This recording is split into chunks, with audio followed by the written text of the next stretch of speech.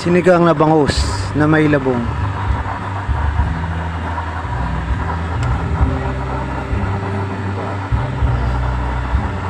Bangus.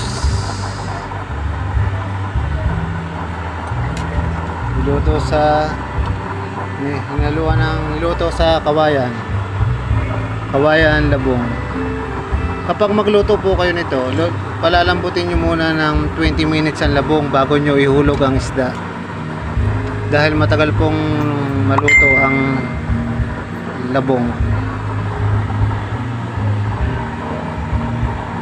Bangus.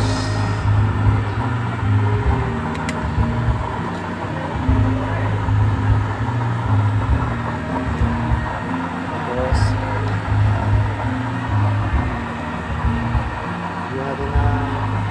lagyan natin ng saluyot.